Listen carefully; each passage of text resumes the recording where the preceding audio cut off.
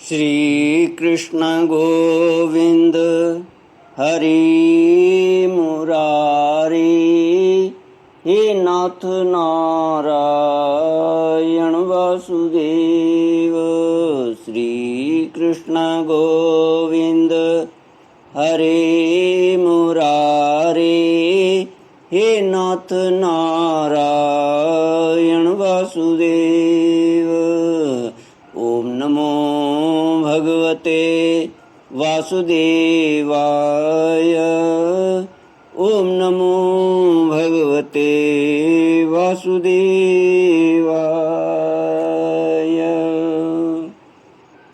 कृष्णाय वासुदेवाय हरये परमात्मने प्रणतक्लेशनाशाय गोविन्दाय नमो नमः।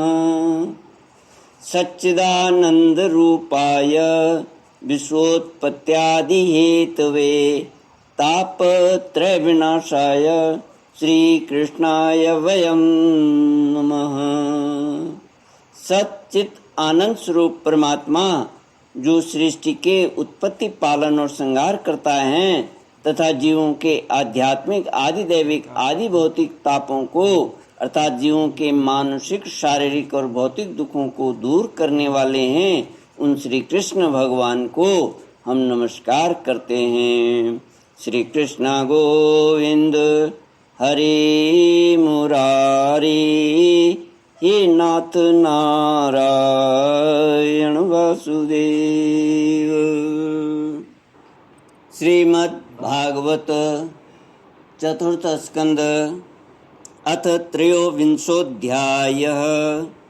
मैत्रेय उवाच दृष्ट्वात्मानं प्रवयसम् एकदा वैन्य आत्मवान् आत्मना वर्धिताशेष स्वानुसर्ग प्रजापतिः जगतस्थुश्चापि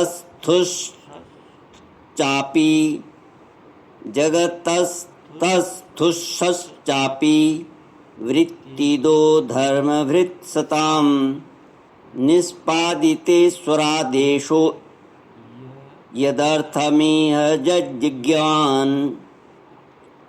यदर्थमेव जज्ञवान् आत्मजे स्वात्मजां यस्य विरहाद् रुद्रदीमिव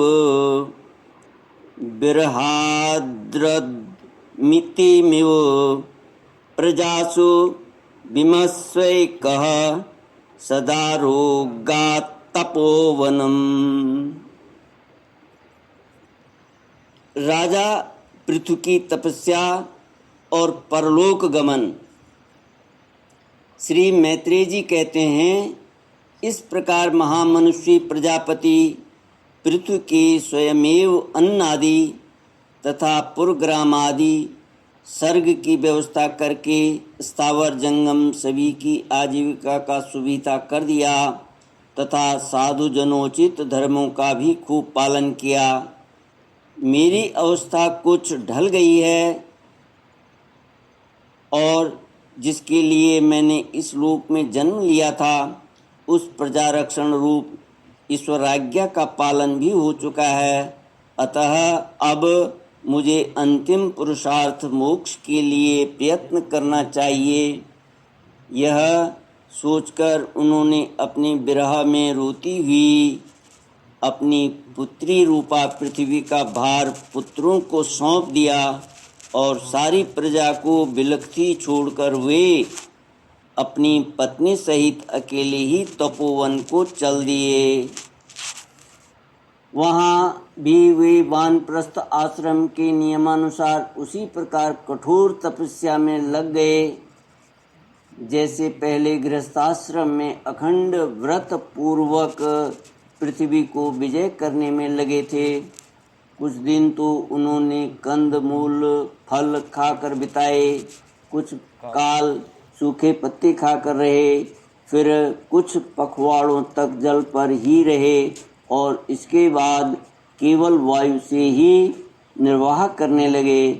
वीरवर पृथु मुनिवृत्ति से रहते थे।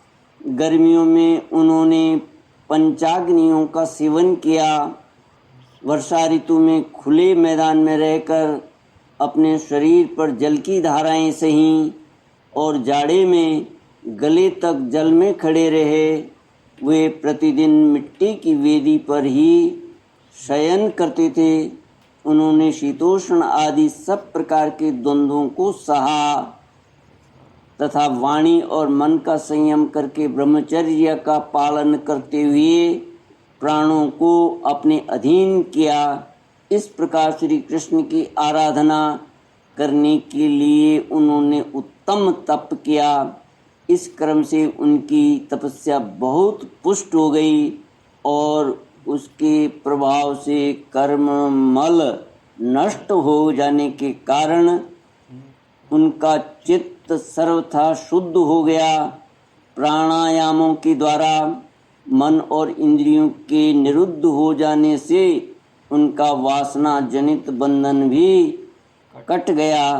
तब भगवान सनत कुमार ने उन्हें जिस परमोत्कृष्ट अध्यात्म योग की शिक्षा दी थी उसी के अनुसार राजा पृथु पुरुषोत्तम श्री हरि की आराधना करने लगे। इस तरह भगवत परायण होकर श्रद्धापूर्वक सदाचार का पालन करते हुए निरंतर साधन करने से पर ब्रह्म परमात्मा में उनकी अनन्य भक्ति हो गई। इस प्रकार भगवत उपासना से अंतःकरण शुद्ध सात्विक हो जाने पर निरंतर भगवत चिंतन के प्रभाव से प्राप्त हुई इस अनन्य भक्ति से उन्हें वैराग्य सहित ज्ञान की प्राप्ति हुई और फिर उस तीव्र ज्ञान के द्वारा उन्होंने जीव के उपाधिभूत अहंकार को नष्ट कर दिया, जो सब प्रकार के संशय विपर्य का आश्रय है। इसके पश्चात देहात्म बुद्धि की निवृत्ति और परमात्म स्वरूप श्री कृष्ण की अनुभूति होने पर अन्य सब प्रकार की सिद्धि आदि से भी उदासीन हो जाने के कारण उन्होंने उस तत्व ज्ञान के लिए भी प्रयत्न करना छोड़ दिया, जिसकी सहायता से पहले अपने जीव कोश का नाश किया था। क्योंकि जब तक साधक को योग मार्ग के द्वारा श्री कृष्ण कथामृत में अनुराग नहीं होता, तब तक केवल योग साधना से उसका मोह जनित प्रमाद दूर नहीं होता, भ्रम नहीं मिटता। फिर जब अंतकाल उपस्थित हुआ तो वीरवर पृथु ने अपने चित्त को दृढ़ता पूर्वक परमात्मा में स्थिर कर ब्रह्म भाव में स्थित हो अपना शरीर त्याग दिया। उन्होंने एड़ी से गुदा के द्वार को रोक कर प्राणवायु को धीरे धीरे मूलाधार से ऊपर की ओर उठाते हुए उसी कर्म से नाभि, हृदय, वक्षस्थल, कंठ और मस्तक में स्थित किया। फिर उसे और ऊपर की ओर ले जाते हुए कर्म से ब्रह्मरंध्र में स्थिर किया। अब उन्हें किसी प्रकार के सांसारिक भोगों की लालसा नहीं रही। फिर यथास्थान विभाग करके प्राणवायु को समष्टि वायु में, पार्थिव शरीर को पृथ्वी में और शरीर के तेज को समष्टि तेज में लीन कर दिया। हृदयाकाश आदि देहावच्छिन्न आकाश को महाकाश में और शरीरगत रुधिरादि जलीय अंश को समष्टि जल में लीन किया। इसी प्रकार फिर पृथ्वी को जल में, जल को तेज में, तेज को वायु में और वायु को आकाश में लीन किया। तदनंतर मन को संकल्प विकल्प ज्ञान में जिनके अधीन वह रहता है, उन इंद्रियों में इंद्रियों को उनके कारण रूप तन्मात्राओं में और सूक्ष्म भूतों तन्मात्राओं के कारण अहंकार के द्वारा आकाश, इंद्रिय और तन्मात्राओं को उसी अहंकार में लीन कर अहंकार को महतत्व में लीन कर दिया।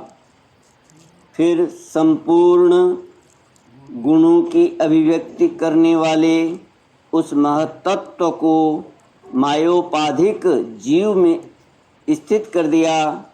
तदनंतर उस माया रूप जीव की उपाधि को भी उन्होंने ज्ञान और वैराग्य के प्रभाव से अपने शुद्ध ब्रह्म स्वरूप में स्थित होकर त्याग दिया। श्री कृष्ण गोविंद हरे मुरारे, हे नाथ नारायण वासुदेव। श्री कृष्ण गोविंद हरे मुरारे, हे नाथ नारायण वासुदेव।